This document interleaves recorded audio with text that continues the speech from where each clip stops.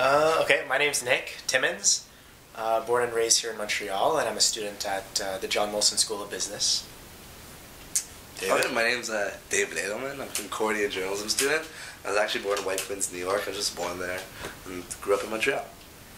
My name is Paul Shore, and I'm a filmmaker and a social entrepreneur, and I'm from Montreal. Well, yeah, because Dave approached me, and out of the blue, he's like, yeah, there's some Jewish people in Dominican Republic, a small community, and I want to go find out how they're surviving despite the such a little community. And so I was just curious to find out what was the story behind that. And I had two friends in the Dominican Republic that I bumped into here, I met, stayed in contact with, and I was just like talking to them one day, and I was really curious if there was Jews in the Dominican Republic, so I just Google searched it.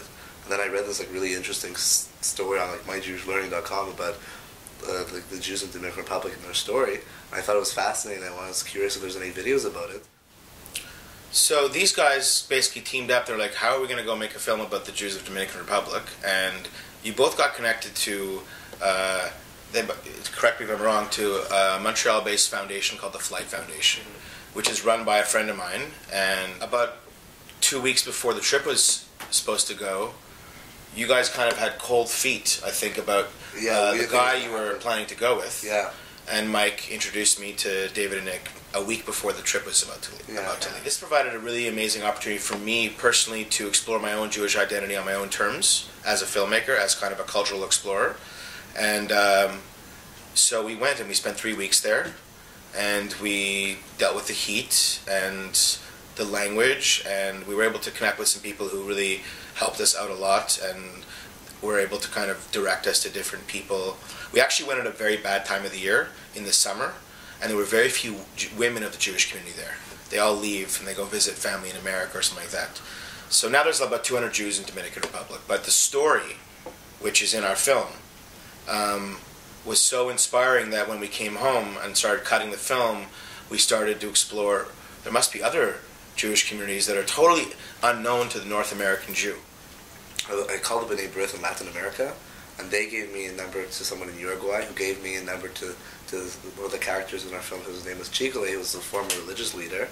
And I called him, like the first time I spoke to him, he really wasn't very nice on the phone. From him, then like I found the Chabad house, and then I had to do the exact same like process with the Chabad rabbi. And then once I got those two people, like they put me in touch with one or two other people, like Isaac Lalo, and from there, like I had a base of people to speak with. And when we got there, people were really excited to speak to us. I mean, David did a little bit of planning, before we went, and so he connected with some key people. And so once we arrived, it's a tiny community. There's like 25 Jews left in Sosua, and there's maybe 200 in Santo Domingo. So we were able to connect to most of the people who were there. So because we were able to spend 3 weeks there, sort of traveling around the country, we were able to kind of be a part of the community. David was talking about Louis Hess, who's we think is kind of the star of the film. He's 100. He was 100 when we interviewed him. He was actually the first Jewish refugee to arrive in Dominican Republic, and he was the oldest resident of Sosua, and who actually passed away last year. So yeah, he was 101. He turned 101. I think he died like. But we just happened upon his house. We were in Sosua, and we were connected to a few people there, and they were like, "You should try Louis Hess." We literally rang his bell. He was home. He's 100. Okay, so he's not doing. He's basically seen. He's been in Sosua since Sosua had nothing on it, to today, where now it's kind of like an international tourist destination. Well, I'm not Jewish, but I think the story itself could apply to different cultures in general. And when we look at this community of, for example, 200 Jewish people, like struggling to survive and like maintain their culture and everything like that, I think it's like taking a magnifying glass and on an issue that's perhaps happening here in North America, but that's not necessarily visible to everyone. When you go to a place like the Dominican Republic and you see what lengths the Jewish community has to go to just stay connected in some way and to maintain their culture, maintain their identity in some way, it puts your own relationship with your own Jewish identity into perspective. Here, if you want to be Jewish, it's easy to be Jewish. There, it's a lot more difficult. Build them alone. We want to create a program so that people like yourselves who might be interested in documentary film or developing a new media app or working on websites, whether as a designer, as a helping us administrate our workshops. So we're hoping to develop more of a program. But in terms of the countries we're looking at, again, we're looking at communities of less than 200 people because they're really on the verge of extinction.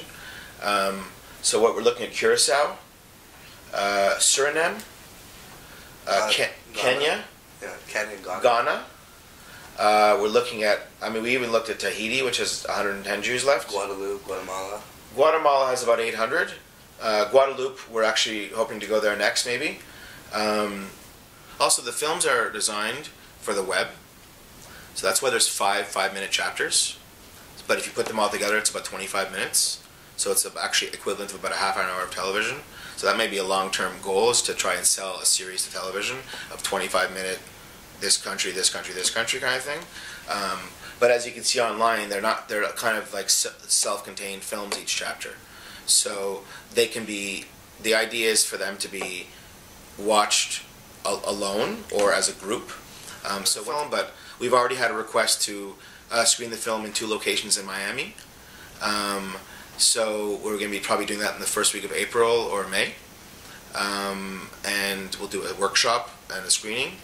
And then we'll probably be using the films mostly to raise money for the next film. And then